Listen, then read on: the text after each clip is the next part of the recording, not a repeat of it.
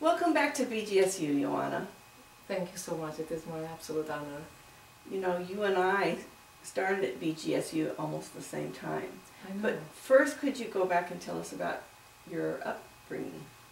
I was born and raised in Romania, and I came to the United States in 2001 to pursue my master's in violin performance at Bowling Green State University.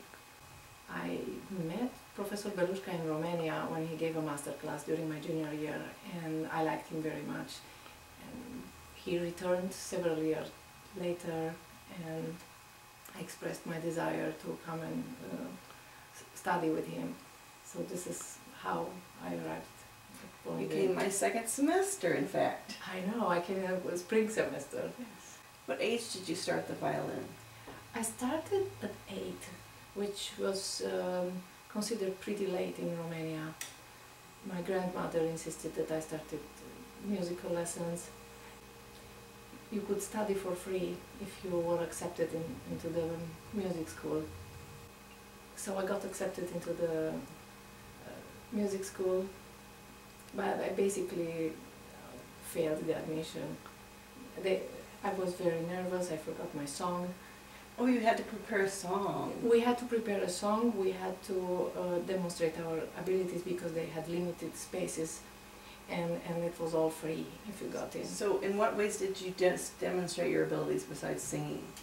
So after the song, they would sing a melody to you and you had to reproduce it, and maybe they would sing another one, and then they would tap some rhythms for you. And I really failed all of those. I forgot my song and I was very, very nervous.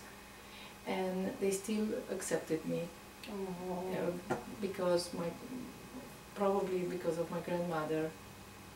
So it turned out to be great in the end. Wonderful, wonderful. So you came to the United States for your master's at BGSU, and then what was your next move? After I graduated with my master's from Bowling Green State University, I went to the College Conservatory of Music in Cincinnati to pursue an artist diploma.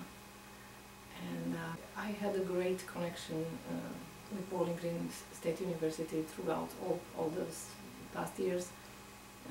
And I knew they were approved for Doctorate in Contemporary Music. So I expressed my desire to enter the program. I have a quite extensive background in new music. Really? In Romania, we were required to play a Romanian contemporary piece in all our juries throughout high school and the conservatory. And we had a chance to work with leading composers such as Sigismund Todúță, Adler, Hans-Peter Türk, many tremendously famous composers. They were well known in all Europe. But they're not known here. I mean, we know Enescu. And that's about it. Unfortunately, they're not so well known here, or not at all. And I actually saw the same pattern that very established, famous American composers were virtually unknown in all Europe, especially in Eastern Europe. So I made it my mission to perform Eastern European music in America and American music in Romania. Wonderful. How has that been received? Very well, very well. And I started a chamber music festival in my hometown, Bistrița, in Romania, and several BGSU faculty. They all have come to this festival and performed, and it has been great.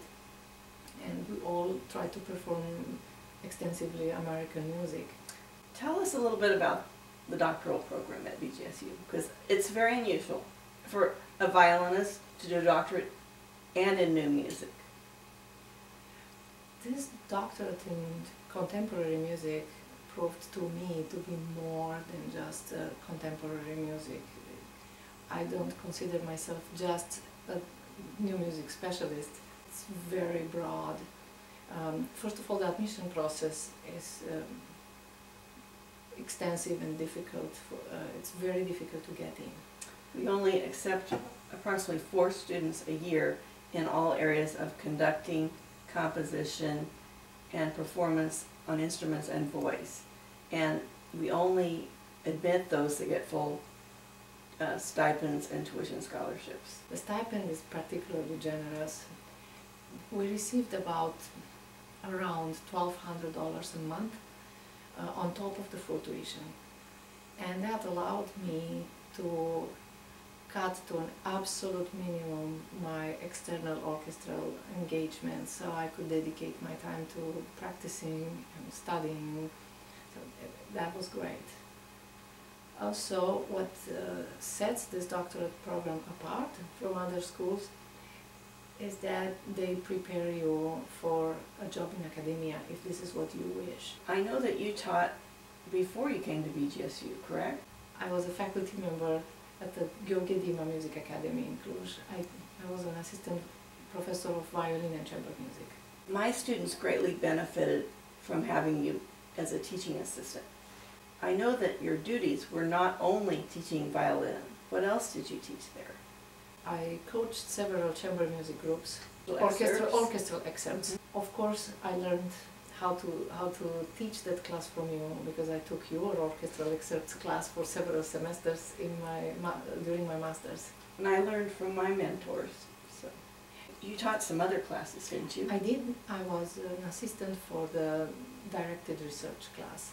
I also taught as an assistant the music appreciation class in my last semester of the doctorate.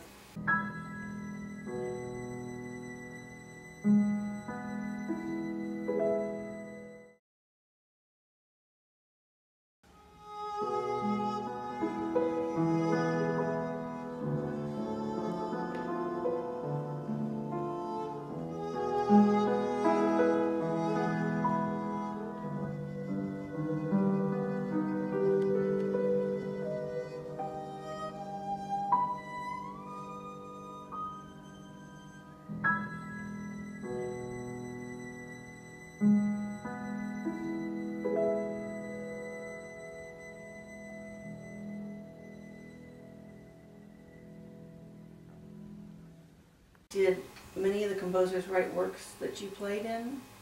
Absolutely. Starting with my years in Romania, I never knew that it could be any different. We would have those famous composers come down the stairs in our practice rooms saying, the professors, such as Adler, Hans-Peter Türk, they would just come down the stairs saying, hey, I just wrote this violin duet, would you read it? So we would read it in front of him, we would get instant feedback. We were so interested in it. That must be why you are such an excellent sight reader and learn difficult works so quickly, because you were put on the spot by the composers. We didn't even take it like that. Mm. It was such a joy. We were like, so okay, you had the wiggly line there, what does it mean? Oh, that, you know, wider vibrato, and I'll add it at the end in the instruction. It was splendid. I remember the works by Adler challenging me with extended techniques. I would say those were my first works with a lot of extended techniques on the violin.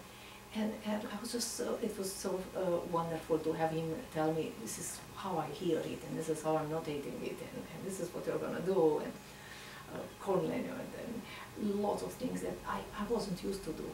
And it came naturally to us. I also played, I met Sigismund Toduță. He actually, I would say he was the founder of the Transylvanian Composition School. We had a tremendous school of composition in Bucharest, coming from UNESCO, and it trickled down to Transylvania as well, and then probably the best representative was Sigismund Toduță. He had a doctorate at Santa Cecilia in Roma, and then became the rector of the conservatory. And I met him in his last years of life. I had a private lesson with him, and I will keep that in my heart forever, the memory. And I have played all his violin works, and they are fascinating. And all throughout my years at Bowling Green State University, master's and doctorate program, I played everything that came my way. any student composer would come to me, I was like, yes, sure, let's do it. As you were speaking, I was reminded of one of the pieces you played that you have on YouTube where you speak and you walk around. Could you talk about that piece a little bit, the composer and title? And Teresa Lotz wrote a piece called The Memory of Tyler Clementi. Tyler Clementi, everybody knows who he was, and he had a tragic end. Violin student at Rutgers. Correct. And he committed suicide, and she approached me. Teresa. And Teresa played violin. She studied with violin. She studied with both of us. Yes, right. And she's a delightful person, incredible. She's doing really well. She's in New York. I know. So she wrote this piece, and her partner wrote the text. And it was incredibly powerful. This was my very first time when I had to do this. I had to be dressed in a certain way, so I was dressed all in black, long sleeves and barefoot. And walking down the stairs toward the stage with my own camera, filming everybody in the audience, up close, going slowly toward them and pretty much getting in their faces. They were so startled and they felt invaded somehow. I was very charged performing this piece.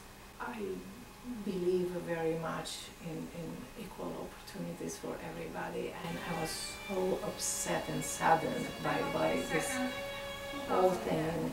The whole country was very upset. So it was hard for me in the beginning to rehearse this piece and not cry.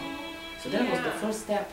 Not even playing and talking in the same time. That was easy compared to not start crying. And so you have to still have that emotion, but not really start. And you yelled.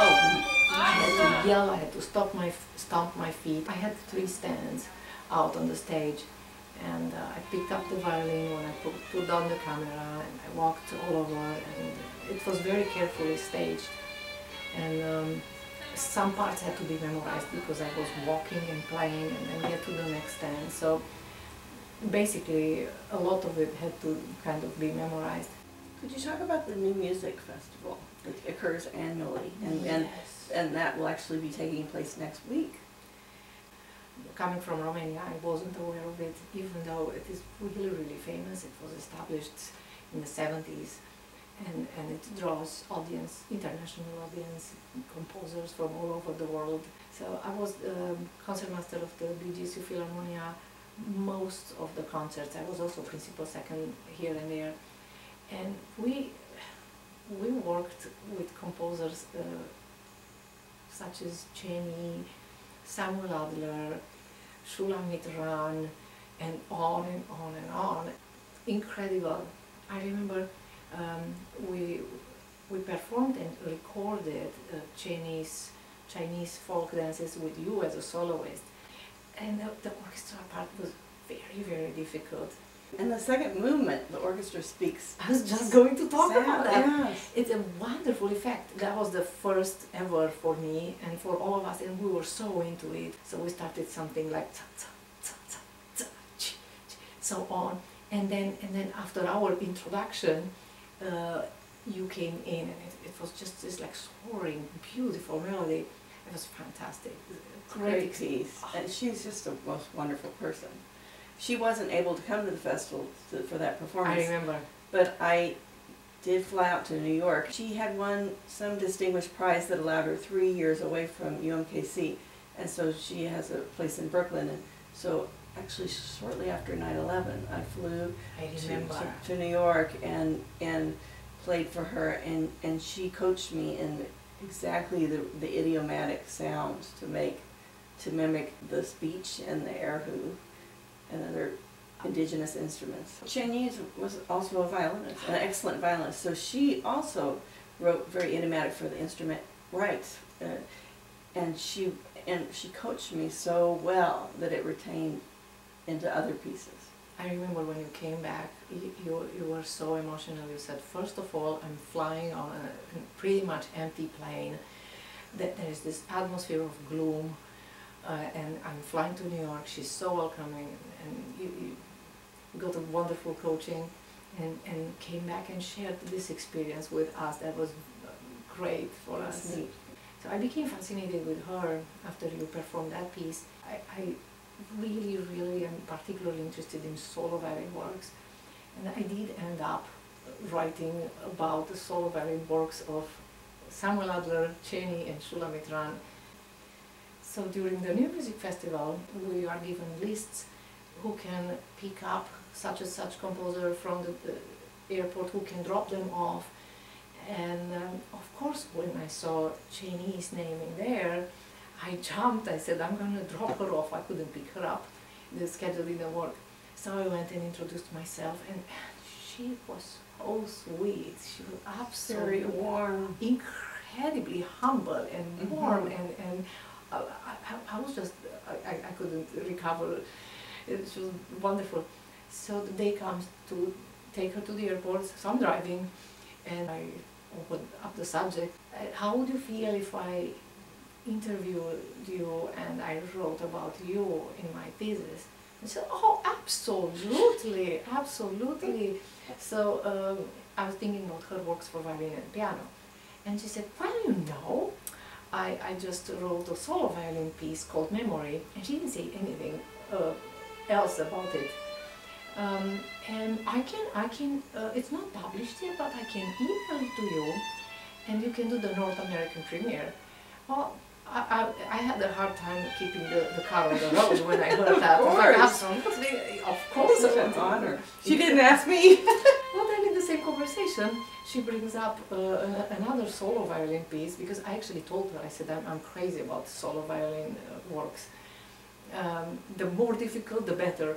And she said, well, I have this wonderful student that wrote an incredible violin piece. So when Chen Yi tells you a violin piece is incredible, you believe her, of course. So this is an incredible violin piece. It is difficult.